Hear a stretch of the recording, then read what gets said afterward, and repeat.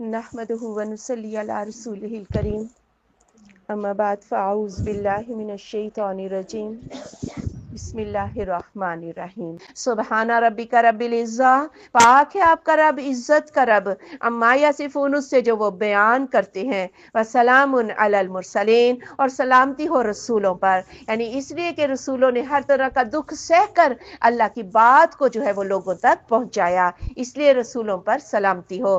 الحمدللہ رب العالمین، اور سب تعریفیں اللہ کے لیے ہے جو رب العالمین ہے۔ سبحان اور حمد دو چیزیں ہیں۔ سبحان کا مطلب ہوتا ہے اللہ تعالیٰ ہر نقص سے پاک ہے، اور حمد کا مطلب کیا ہوتا ہے؟ ہر شان اللہ ہی کے لیے ہے۔ سبحان ربک رب العزہ، پاک ہے آپ کا رب، عزت کا رب، اما یصفون، اس سے جو وہ بیان کرتے ہیں، وسلام علی المرسلین، اور سلامتی ہو رسولوں پر، یعنی اس لیے کہ رسولوں نے ہر طرح کا دکھ سہ کر اللہ کی بات کو جو ہے وہ لوگوں تک پہنچایا، اس لیے رسولوں پر سلامتی ہو۔ الحمدللہ رب العالمین، اور سب تعریفیں اللہ کے لیے ہے جو رب العالمین ہے۔ سبحان اور حمد دو چیزیں ہیں۔ سبحان کا مطلب ہوتا ہے اللہ تعالیٰ ہر نقص سے پاک ہے، اور حمد کا مطلب کیا ہوتا ہے؟ ہر شان اللہ ہی کے لیے ہے۔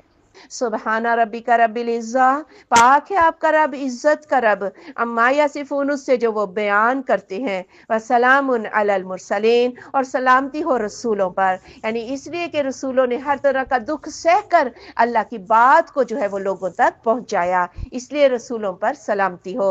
الحمدللہ رب العالمین، اور سب تعریفیں اللہ کے لیے ہے جو رب العالمین ہے۔ سبحان اور حمد دو چیزیں ہیں۔ سبحان کا مطلب ہوتا ہے اللہ تعالیٰ ہر نقص سے پاک ہے، اور حمد کا مطلب کیا ہوتا ہے؟ ہر شان اللہ ہی کے لیے ہے۔